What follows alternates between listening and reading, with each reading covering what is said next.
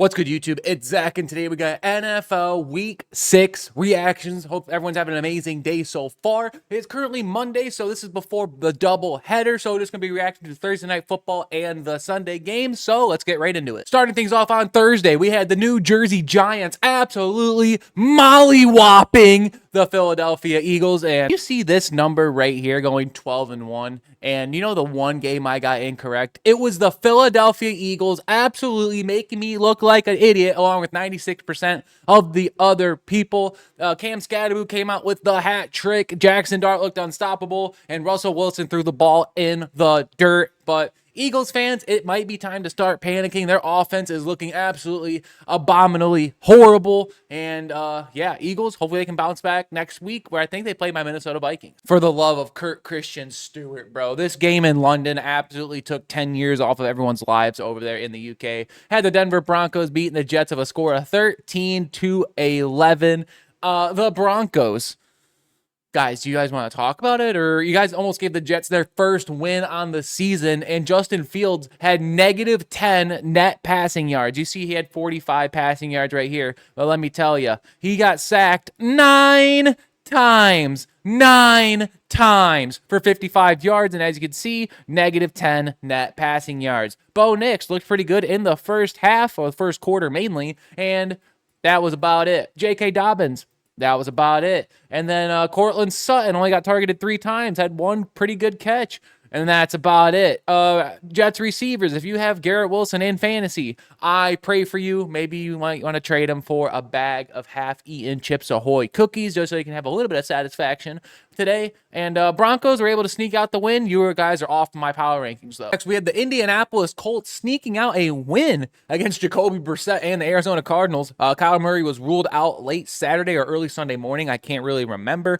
Anyways, Jacoby Brissett going 27 of 44 for 320 yards, throwing up 2 tutties and an interception. Bam Knight. Yeah, Bam Knight, when I do in the Red Zone stream. I didn't know this guy existed. 11 carries for 34 yards and a score. Zay Jones had a pretty crazy offensive face mask in this game. Trey McBride had 8 catches on 11 targets, but the real cause of concern is Marvin Harrison Jr., who did, I believe, get evaluated for a concussion and left the game early in the third quarter, if I remember correctly. And yeah, for the Colts, Jonathan Taylor, just continuing to be Jonathan Taylor. 21 carries for 123 yards and a score. Danny Dimes still completing over 70% of his passes, having 2 scores and a really bad interception. Only took 1 sack on the day. Tyler Warren, I played you in fantasy.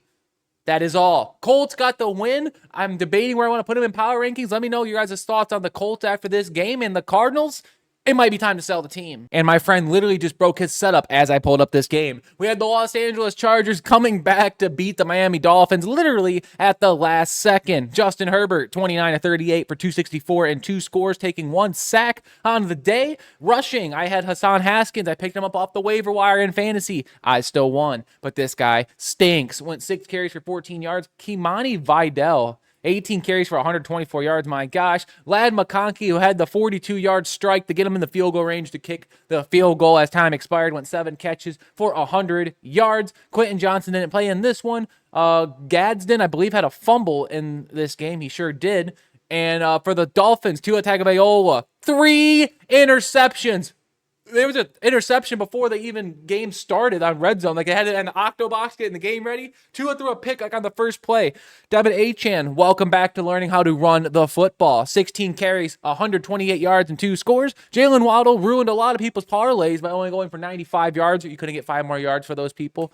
But yeah, Dolphins, we've already talked about the Dolphins enough on this channel. And the Chargers got a much-needed win after losing 2 in a row. And we'll see if the Chargers are going to be able to keep it up. Up next, we had the New England Patriots squeaking out a win over the New Orleans Saints. The Saints coming off a huge 1-game winning streak over the New Jersey Giants. Spencer Rattler still proving that he's not as bad as a quarterback as I thought he was going to be. Alvin Kamara having 31 rushing yards, being the leader of the entire game. As you can see, Drake May was the Patriots leading rusher. That is what we like to call a tough scene all around. Kendra Miller chipped on 8 carries for 21 yards. Chris Olave absolutely destroying people's setups here, going 6 catches for 98 yards. Kayshon Boutte had 2 scores in this one. Demario Douglas coming up with the other Drake May passing score. The Patriots, they actually managed to not really fumble the ball that much. As you can see, they didn't lose any fumbles this week. Absolutely love to see that. Patriots still looking like they're going to make their way to the AFC wild card. The New Orleans Saints, aren't they a Division III school now? Up next, we had the Pittsburgh Steelers absolutely molly-whopping the Cleveland Browns. I said this in predictions. Aaron Rodgers destroys bad teams. Just look at the Bears over the course of the 2000s and the 2010s and majority of the 2020s.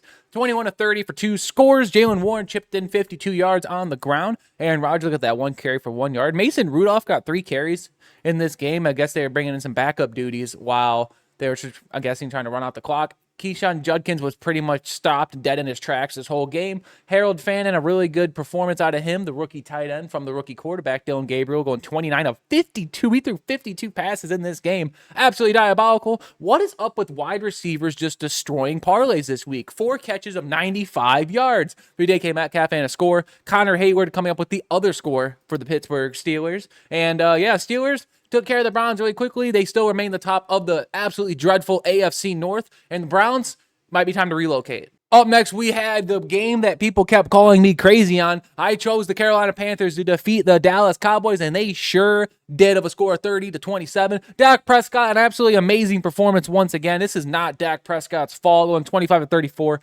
261 yards and 3 scores.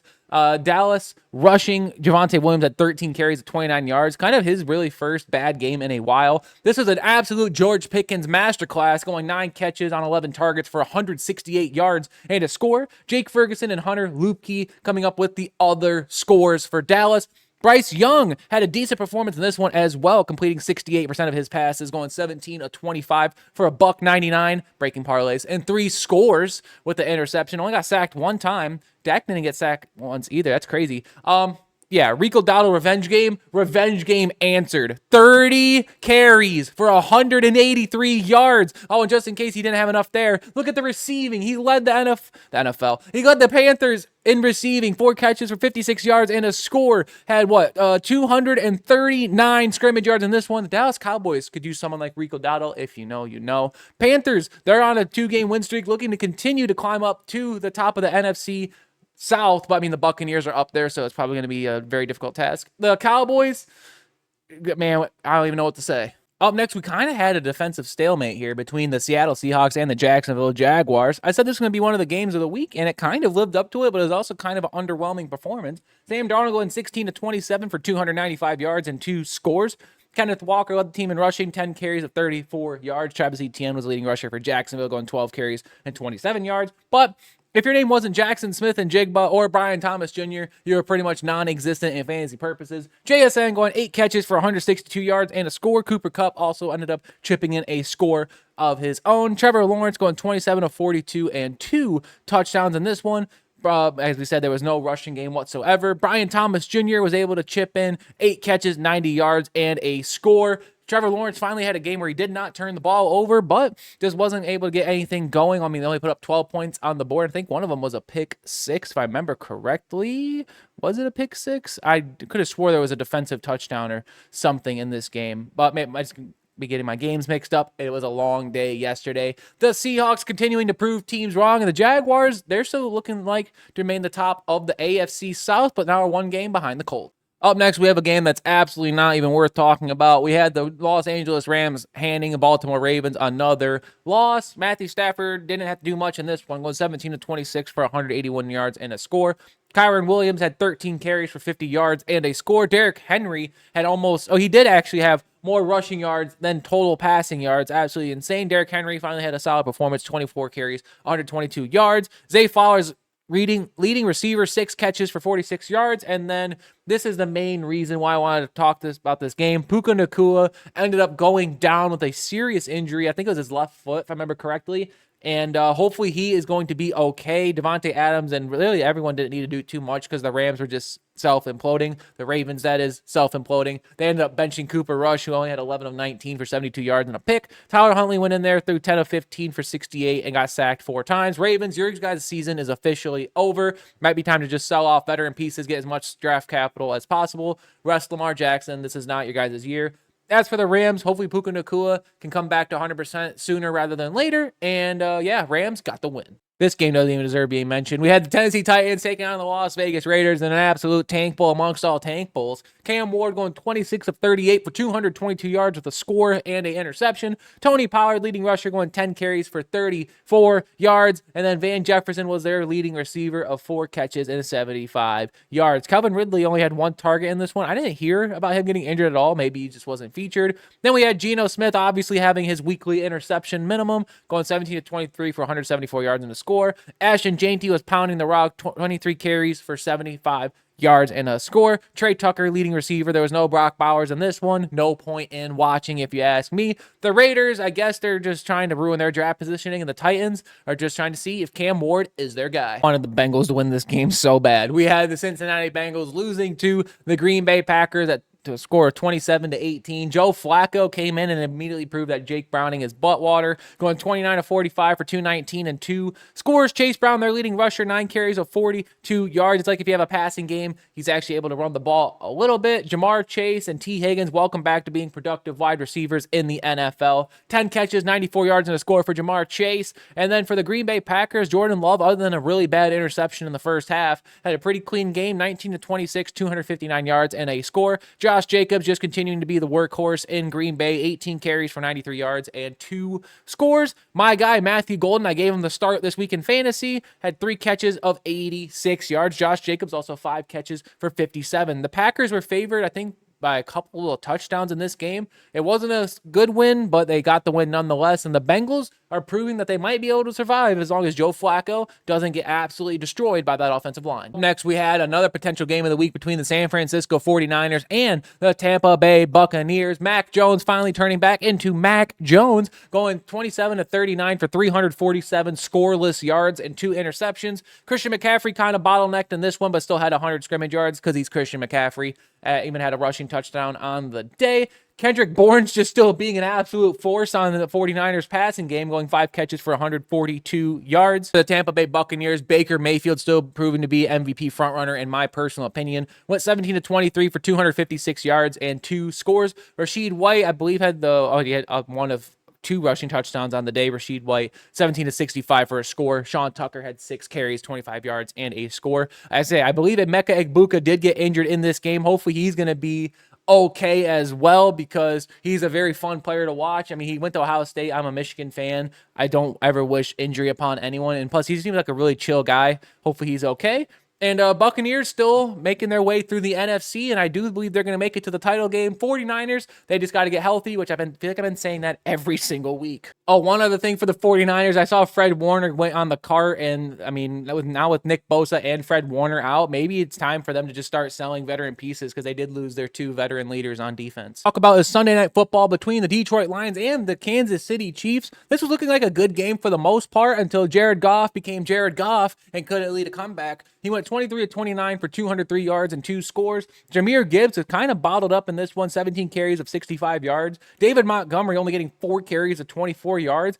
What's that all about? And then Jameson Williams on my bench in fantasy football because I am an idiot. Went 6 catches for 66 yards and a score. Sam Laporta having a touchdown of his own. Amon-Ra St. Brown had 9 catches for 45 yards. I mean, really good PPR value there. But I feel like the Lions always feature a lot more weapons than like their main 5 guys. So just there wasn't that one guy who wasn't able to get it going. The Chiefs, Patrick Mahomes. Welcome back to being Patrick Mahomes, 22 of 30 for 257 yards and 3 scores, even added one on the ground for good measure. Still not really a big chunk coming from the running game. Pacheco had 12 carries of 51 yards. Taylor Swift's boyfriend had a really good fiance had a really good performance in this one. 6 catches for 78 yards. Hollywood Brown having 2 scores and Xavier Worthy having a score of his own. The Chiefs, they're 100% back. They're 3-3. I still think they're 1 game behind Denver and the Chargers because they're both 4-2.